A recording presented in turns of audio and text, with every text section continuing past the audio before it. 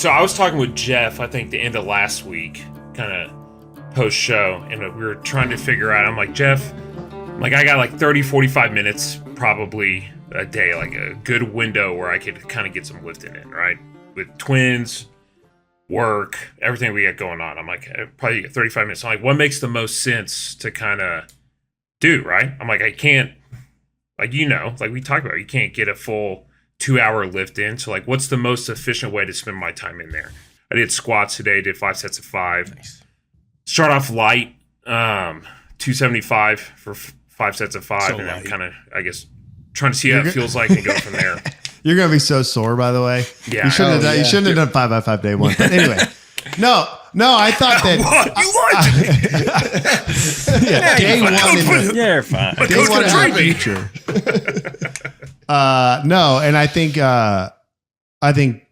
Jeff will mostly agree with this. I was just saying, hey, on days that you squat, it is hard to get a good heavy squat workout in less than 40 minutes. Like, because you go in there, you got to get your shoulders loosened up. You got to get your hips loosened up, your knees. You could do that through my methods of just like squatting the empty bar for like 3-4 sets of 5. You could do it if you're like you could do it if you're a hip circle person, if you're a mobility person, but it's just like there's a lot more to getting into squatting. So I was just saying if you only have 30 to 40 minutes a day, which I think is fine, on the days that you squat and deadlift, you're probably only squatting and deadlift. But the inverse of that is when you go in and you're just going to press 4 sets of 5, you're probably done 20 minutes. Mm-hmm. So then you have the ability to do some conditioning, or some arms, or some chin ups, or some lat pull downs, or some, barbell, something else that's like, Get the heart going. Yeah, upper body related. Yeah. I just don't like when people are coming back from the gym or from out of the gym and they enter with everyday cardio, because I just think they get exhausted. They get weirdly sore, like you're going to be from doing 5x5 day one, right? I probably would have had you do 3x5 today if I was like there with you in person, and then next week made that a 5x5. But you're going to be fine. But it's just so you do 5x5 squats today. Tomorrow, quick question. Yeah. Do you play quarterback? Are you in an armchair right now? Yeah, I'm in an armchair. Yeah, I'm actually. This is actually an equipal. It's a Mexican armchair. But yeah. Why not? I'm sorry. Continue.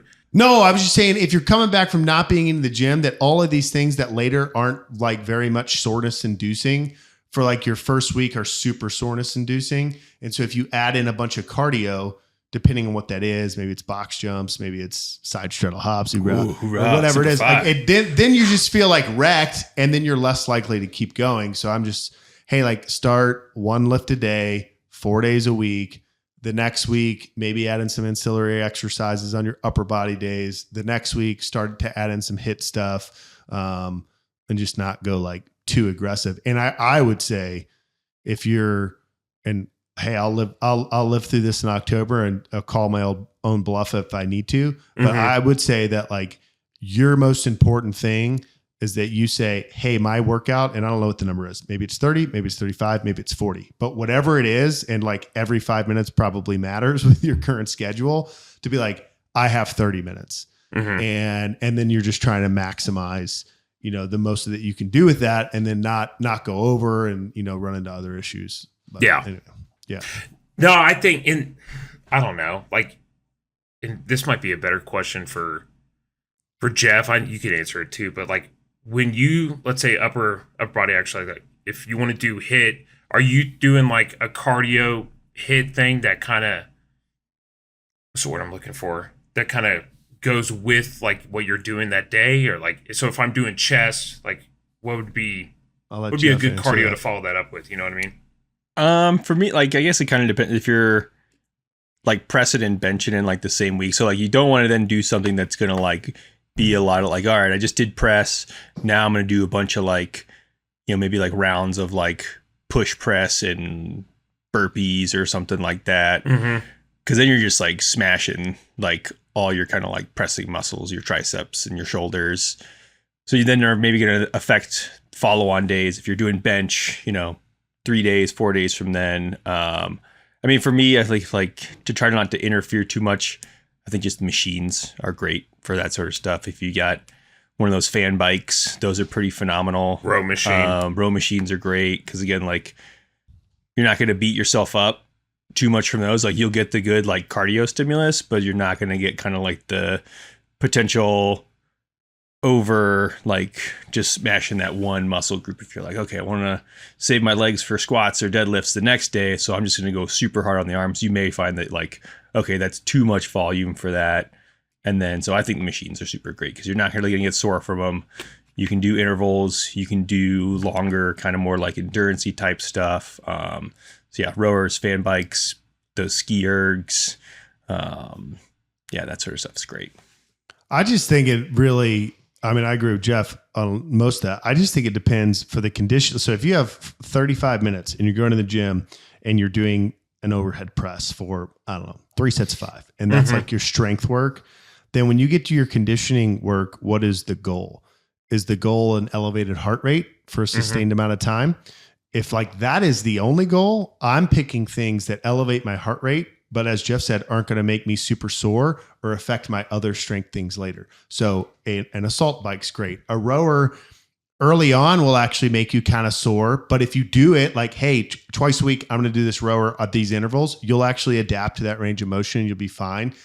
Sprints, are fine. Kettlebells early on are going to make your low back and hamstrings real sore, but if you do them regularly, you'll probably be fine. And if you do them heavy enough, then you don't have to do really a ton of reps to get your heart rate up, right? If you grab an 80-pound kettlebell and you do a set of 10, your heart rate's going to be pegged, especially if you've already pressed. Whereas if you grab a 20-pounder, you might have to do 65 reps of the same range of motion to get the heart rate up. And now you're going to have a soreness issue. So I would just always like kind of manage that. And, I'm always going to be biased towards, I think strength is the best bang for your buck personally. I also think you need a base of conditioning. Like you need it. But like for you, if we're just frank, right, we're 8-10 weeks of coming out of really doing nothing except like surviving 2 new babies and like, still running your job and stuff. So to me, I'd be like, hey, get back to the gym and get your lifting base up. Okay, you've been doing pretty good at that. Now let's add it. That's how I would approach it, but I'm always biased to the strength side. Gotcha. Okay. Yeah.